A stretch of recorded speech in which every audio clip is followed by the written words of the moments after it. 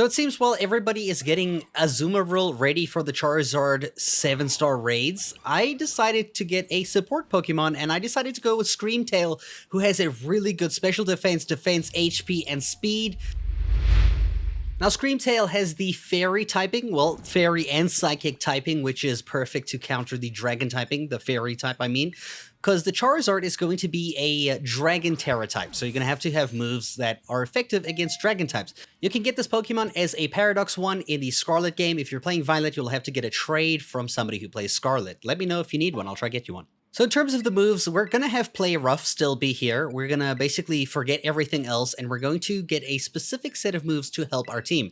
Helping Hand is going to be perfect to help one of the Azumarill players. We're also going to get Misty Terrain, which increases the damage of Fairy-type moves that are used, which is perfect. So we're going to start out a match with Misty Terrain. We're going to use Helping Hand to buff one of our friendly players. Now, I didn't show it in the footage here, but there is a move called Noble Roar that will actually decrease the special attack and attack of Charizard by one stage. So I recommend actually having that instead of my Terra Blast, because when I Terrestrialize into a Fairy type, I already have the Play Rough move to use the Fairy type attacking advantage. Okay, so now I'm going to quickly show you how to get this one prepared for battle. We're going to go to the Ghost type gym here in the middle of the snow region. At the Poke Center over here, just behind it, there's a dude, and this is where we're going to Hyper Train your Screamtail so that it has best IVs or Hyper Trained IVs in all the slots. You want to Hyper Train every single one to get this Pokemon to be as strong as it possibly can. And now we're going to go ahead and EV train the Screamtail for defense and special defense so that we can take a hit like a champion. Now there's a Vespiquen right at the northern side of my world that gives basically one defense and one special defense. It's exactly what I wanted, right? So we first have to put an item on the Screamtail to hold. It's going to be a power item, and we're going to use the power... belt is the one for defense. So we're going to use Powered Belt first. This is going to give us +8 defense EVs for every time we beat a Vespiquen, and we're going to get +1 for beating the Vespiquen. But +1 is special defense and normal defense. So that means we basically have to defeat 28 of these Vespiquens for this first round. So defeat 28 of them while holding the Power Belt. If you feel like you've lost track or you don't know how many you counted, you can always use the PP of your abilities, or you can check the summary, go to the moves, press the L bumper, and you can see if you see stars, like you see over there on the defense, that means you fully EV trained to 252 EVs in defense.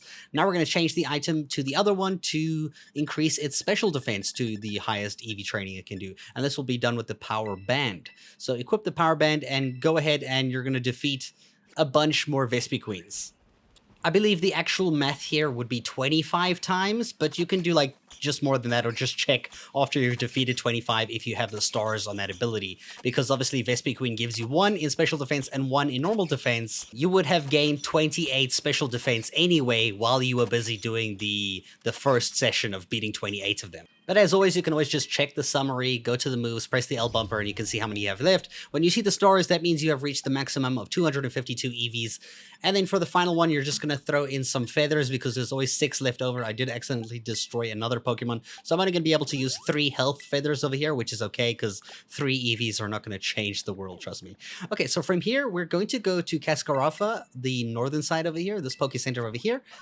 And what we're doing here is we're going to the Delibird Presence, which is literally just across this little bridge, and we're going to buy a specific item that I prefer to hold for Screamtail, but you're very welcome to suggest one in the comments down below, because to be honest, I don't really know the battle items too well, so there might be some that might work perfectly for Charizard. In this case, I'm just using the move Leftovers, the item Leftovers, so that after every move, you heal a little bit. So as a tanky Screamtail, you're just going to heal over time, and all you have to do here is change your held item and change that held item to that Leftovers, so that every single time after every turn you're going to heal a little bit. So it just keeps you going. It keeps you fine.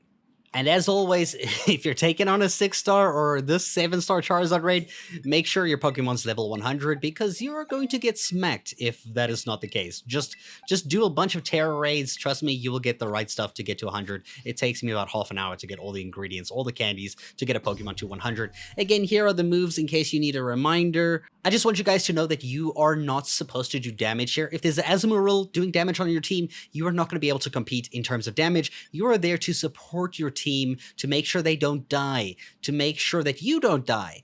in an effort to help your teammates not die, because if they die, the timer goes down and you lose. So I'm going to show you just an example here. This is a Dragon Tera type raid. It's actually only 4 stars, but I want to show you the mechanics we're going to do here. So we're going to start the game out with a Misty Terrain. Immediately, you're going to start out with Misty Terrain. It's going to affect everybody. It's going to make Fairy type moves a lot harder. At this point, all of the Azumarills on your team are going to be using Belly Drum, so they're not going to hit yet, right?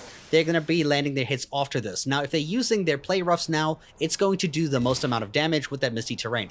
After this point, you can either use Helping Hand to buff a certain player, or you can use the Noble Roar to bring down the stats of Charizard's attack and special attack so it doesn't hit your team so hard. If you're playing online with a group of players and you notice their health is low, I especially recommend using the Cheers, especially Heal Up, just to keep your allies alive. Remember, when your allies die, you take a huge chunk of time lost at the top there, and that is mainly the reason why people lose Tera raids, especially online, is because the timer runs out. So try time your heals maybe around the same time that your Azumarills use Belly Drum, or anytime their health is below 70%, drop a heal. Keep everybody topped off so that they don't die. Now, when the Charizard does have its shield up, you do have the opportunity to throw out some play roughs if your team looks like it's doing good and it just needs that extra little bit of a push during the shield phase. You can always terrestrialize into a Fairy type, Tera type, and try throw out your play rough moves just to help bring down that shield. Now, this is only if your team is really struggling, because your main priority is keeping everybody alive. So make sure you don't forget that if you do go with this build. I hope you guys enjoyed this video, and thank you so much for watching.